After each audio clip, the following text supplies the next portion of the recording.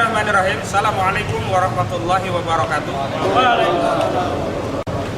Kembali hari ini kami bersama kawan-kawan mahasiswa membuktikan atau memberikan konfirmasi bahwa Bang Edi Mulyadi tidak sendirian.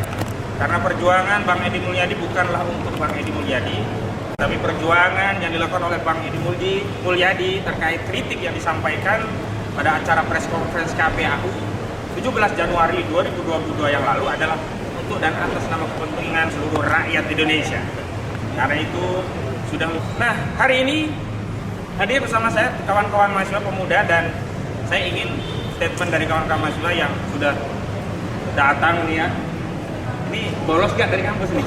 Nah, jadi siap memberikan dukungan kepada Bang Edi Mulyadi, dan saya persilakan kepada kawan-kawan mahasiswa untuk menyampaikan pandangannya. Silakan. Bismillahirrahmanirrahim. Assalamualaikum warahmatullahi wabarakatuh. Waalaikumsalam warahmatullahi wabarakatuh. Kami dari perwakilan Forum Mahasiswa Muslim Jakarta. Saat ini kami hadir bersama-sama untuk mendukung Bang Edi Mulyadi, yang mana Bang Edi Mulyadi ini kita lihat yaitu menegakkan amar ma'ruf nahi munkar juga. Maka dari itu kita sebagai mahasiswa Muslim di Jakarta terus mendukung perjuangan Bang Edi Mulyadi. Bang Edi Mulyadi tidak akan kena sendiri, kita akan terus memperjuangkannya. Dan saya juga menghimbau kepada seluruh teman-teman mahasiswa Muslim Jakarta khususnya untuk terus mendukung Bang Edi Mulyadi untuk datang ke persidangan pada setiap hari Selasa jam 9 pagi. Mungkin itu saja statement singkat dari saya. Kurang lebihnya mohon maaf. Wabillahi taufiq wal hidayah. Wassalamualaikum warahmatullahi wabarakatuh. Waalaikumsalam warahmatullahi wabarakatuh. Hari ini adalah hari di mana saksi-saksi diperiksa. Sesuai dengan ketentuan KUHAP, yang namanya saksi itu orang yang melihat, mendengar, dan mengalami secara langsung peristiwa yang dengan alasan tertentu dia bisa menerangkan peristiwa itu bagaimana terjadi. Tapi dari saksi-saksi yang hadir tadi, tidak ada satupun yang hadir dalam acara yang saya sendiri hadir. Acara konferensi pers saat itu penolakan rencana pindah ibu kota yang dilakukan oleh Koalisi Persaudaraan dan Advokasi Umat. Atau latar belakangnya ya adalah bahwa kami saat itu mengundang Bang Edi Mulyadi selaku wartawan senior FNN untuk hadir dalam rangka memberikan paparan pandangannya sebagai wartawan ketika melihat ada rencana pindah ibu kota yang kita sinyalir ini akan merugikan rakyat. Tapi aneh sekali, tadi ada banyak saksi yang baru satu diperiksa, tapi tidak ada satupun saksi yang hadir dalam press conference yang kami adakan. Ini saksi opo ini namanya. Yang namanya saksi itu hadir langsung, melihat langsung, mengalami langsung. Lah kok saksinya dari Kalimantan? Harusnya saksi yang hadir dalam acara press conference di mana Bang Edi Mulyadi saat itu menyampaikan paparan-paparan pandangan-pandangannya tentang kritik soal IKN yang hanya akan menguntungkan oligarki, yang hanya akan menguntungkan orang-orang yang punya lahan di lokasi IKN. Itu yang pertama kritik saya. Yang kedua, saya lihat tadi dengan seksama tidak ada satupun jin yang hadir yang dijadikan saksi. Harusnya jin itu yang dihadirkan oleh jaksa. Katanya mereka tersinggung dengan ungkapan jin buang anak. Nah, harusnya jin ini yang di BAP ya, ditanyai, "Hey jin, kamu tersinggung enggak? Lokasi IKN jadi tempat jin buang anak." Lucu nggak? Lucu nggak? Sama lucunya dengan persidangan dagelan hari ini. Dan ini semakin mengkonfirmasi bahwa ini bukan dalam rangka menegakkan hukum, tapi ini peradilan politik yang ingin membungkam setiap elemen anak bangsa, ingin mengungkap kebenaran, menyampaikan pandangan-pandangan kritiknya terhadap kebijakan negara yang akan menyengsarakan rakyat. Ingat, redaksinya jelas, menyengsarakan rakyat. Yang selanjutnya, Bang Edi Mulyadi itu didakwa dengan 2 pasal ya. Pasal pertama adalah pasal tentang menyebarkan kebencian dan permusuhan berdasarkan suku, agama, ras, dan antar golongan.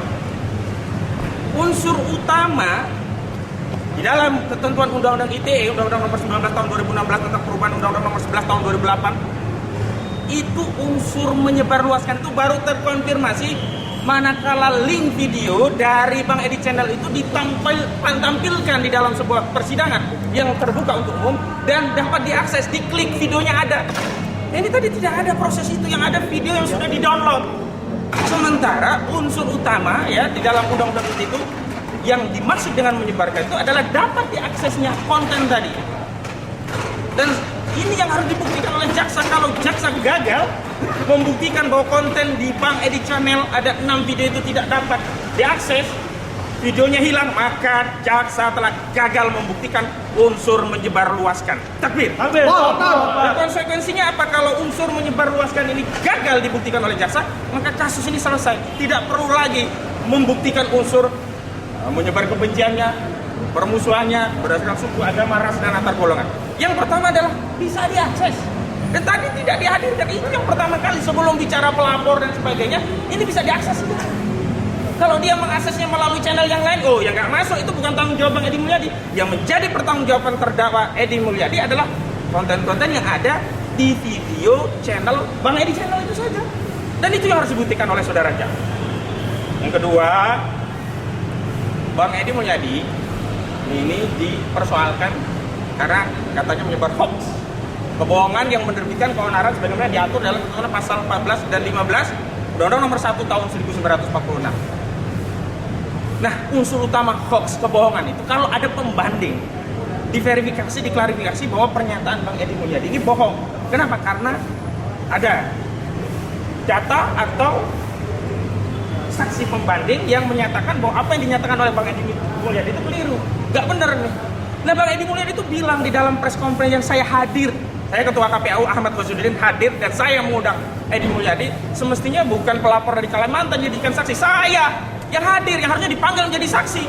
Apakah karena kalau saya yang dipanggil menjadi saksi, saya akan memberikan keterangan yang menguntungkan Bang Edi Mulyadi, sehingga saya tidak dipanggil, tidak dihadirkan dalam persidangan? Makanya tadi saya sudah minta melalui kuasa hukum agar bisa diperkenankan untuk menjadi saksi untuk meringankan Bang Edi Mulyadi.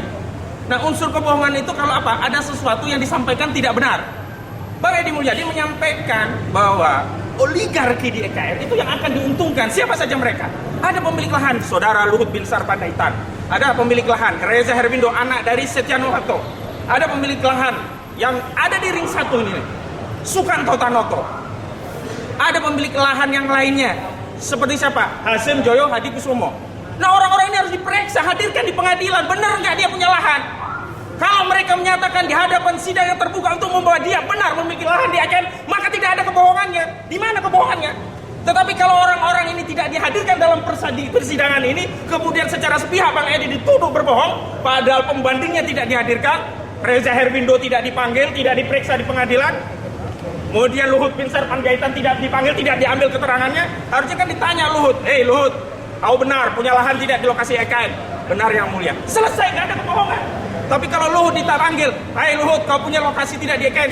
"Tidak." "Benar yang mulia, kami tidak punya 1 meter pun lahan di EKN." Maka benar Edi Mulyadi ini bohong.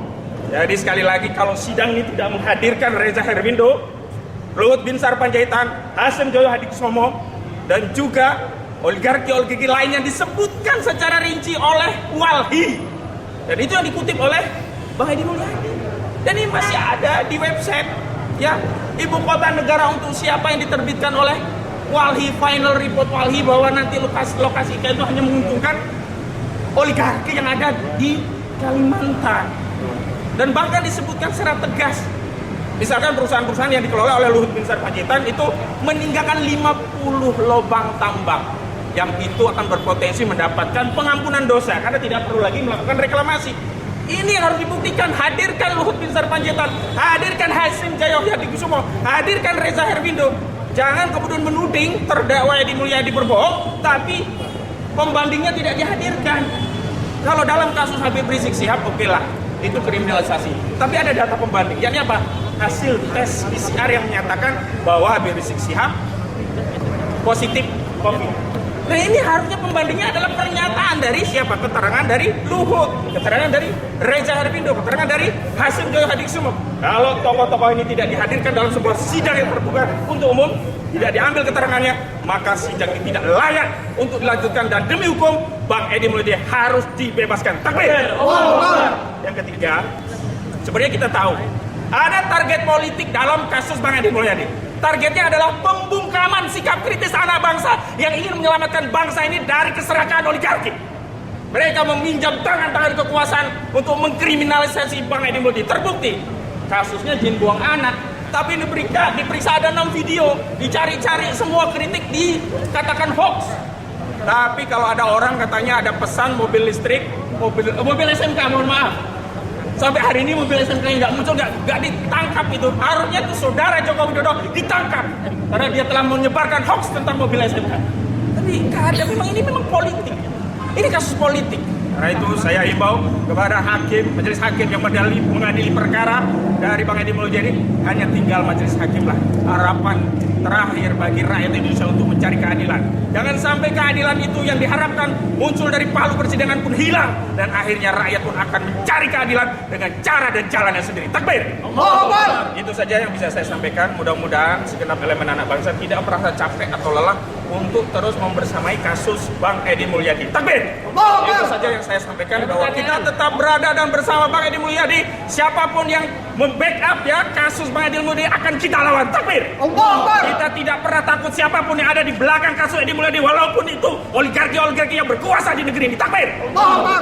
Karena itu kepada segenap umat Islam, bahwa ini perjuangan kita, ini bukan perjuangan Bang Edi Mulyadi. Ini adalah perjuangan kita agar kita terbebas dari kesengsaraan yang ditimbulkan, diakibatkan oleh penjajahan kaum oligarki.